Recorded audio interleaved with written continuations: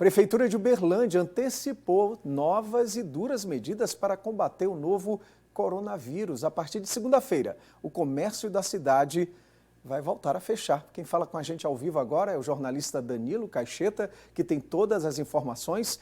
Boa noite, Danilo. Fomos para a estaca zero, é mais ou menos isso? É exatamente isso, Alexandre. Boa noite para você, boa noite a todos. Pois é, essas medidas anunciadas hoje à tarde tornam as regras do funcionamento da economia de Uberlândia mais duras, né? As deliberações estabeleceram agora penalidades para quem descumprir as normas. Todas as lojas e atividades consideradas não essenciais estão proibidas de funcionar a partir de segunda-feira pelos próximos 15 dias. Vamos ver aí na tela agora quais foram as atividades comerciais excluídas dessa proibição, aquelas que poderão funcionar sem restrições. Bom, são elas, tá aí, as atividades com dias e horários restritos, Alexandre. Estas vão poder funcionar de segunda a sexta, de 10 da manhã até às 6 horas da noite, sábado, domingo e feriados não. São as locadoras de veículo, as assistências técnicas, comércio de embalagens, só que esse aí, ó, só para delivery e entrega no balcão, viu?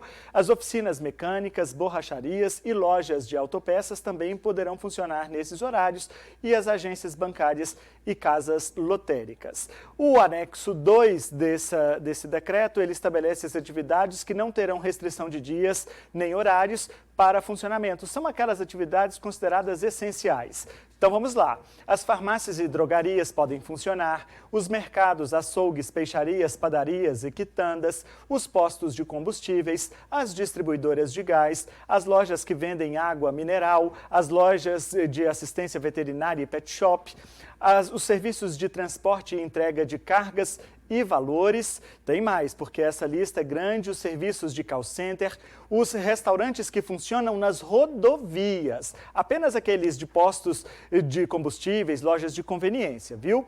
Os materiais clínicos e hospitalares, quem fabrica esse tipo de material, também as indústrias, as assistências à saúde, isso envolve consultas médicas, odontológicas, psicológicas, tem aí também as fonoaudiológicas, os serviços públicos municipais essenciais, as clínicas médicas, aquelas credenciadas ao Detran, né, que faz o exame médico e também psicológico, as lojas de agroindústria, as lojas agro-silvio-pastoris, são aquelas voltadas para a atividade de pecuária e floresta. A construção civil, Alexandre, e aí tem um detalhe, apenas para as atividades que estão em canteiros de obras, reparos. Então, as obras pela cidade podem funcionar, mas a venda de produtos não é bem assim. A venda de produtos da construção civil. Então vamos lá, materiais de limpeza pode funcionar também, os laboratórios de análises clínicas e hospitalares, os serviços de táxi e aplicativo e os serviços de segurança privada. Tem mais, agora são aquelas lojas, Alexandre, exclusivamente para delivery ou drive-thru, né? A pessoa pode pedir por telefone e entrega em casa, ou então ele vai lá e retira no balcão, retira na loja. Nesse caso, entrou aí o grupo de restaurantes, lanchonetes, sorveterias e congêneres. Esses estavam podendo funcionar de segunda a sexta, a partir de segunda não pode mais, só para entrega. As lojas de informática, telecomunicações e internet, também só para entrega. E aí, como eu disse, ó, as lojas de materiais de construção, essa só para entrega e venda por telefone. Então as obras podem funcionar, mas as lojas de material de construção só para entrega. E aí também entra tinta, material elétrico, hidráulico, vidraçarias, marcenarias e serralherias e também os serviços de chaveiros, Alexandre. E essas atividades podem funcionar, as outras estão proibidas, portanto, a partir de segunda-feira.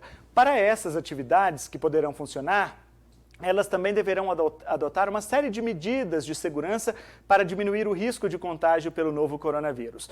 A exemplo de exigir o uso de máscaras para clientes e funcionários, a distância mínima de 2 metros nas filas, fornecer o álcool em gel, isso tudo que a gente já estava acostumado.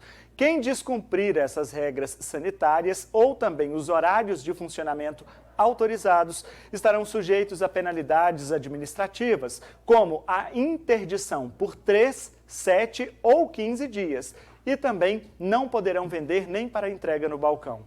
Essa nova deliberação de hoje também proíbe a aglomeração de pessoas em espaços públicos, como ruas, praças e canteiros de avenidas.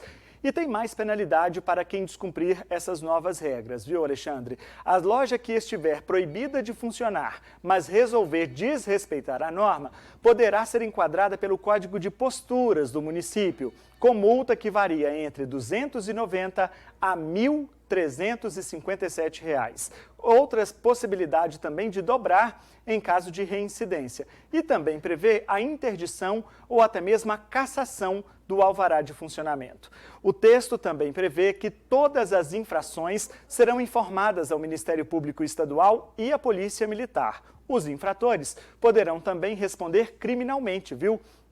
É que o Código Penal estabelece prisão de 1 mês a 1 ano, mais multa, para quem desobedece ordens do poder público que visam impedir a propagação de doença contagiosa. O secretário de Saúde, Dr. Gladstone Rodrigues, defensor do lockdown, voltou a falar nessa possibilidade hoje, caso os números não diminuam com essas novas medidas. Dentro do comitê, ele tem o apoio dos médicos e também de parte do Ministério Público. A ideia é pedir um apoio à compreensão de todos e que dentro de 15 dias os números sejam melhores. Se os números forem piores daqui a 15 dias e a população não se envolver, não está descartado que tenhamos que fazer um lockdown. Não está. O lockdown para o grande público é uma medida mais drástica, porque obriga as pessoas a ficarem em casa e caça o direito de ir e vir. Pois é, essa nova deliberação também estabeleceu que as denúncias de eventos e festas clandestinas, inclusive em locais particulares, serão direcionadas para a Polícia Militar, viu, gente? 190, viu?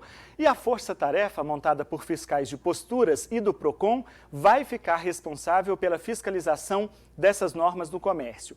O prefeito Adelmo Leão disse ainda acreditar na colaboração da sociedade. Aglomeração de forma alguma. Nós temos que entender, esse é o momento. Eu acho que durante 15 dias, se houver a colaboração de todos, logicamente esses 15 dias passará rápido. Então tem que ter o entendimento da colaboração. Por exemplo, questões mencionadas pelo professor Fernando, festas.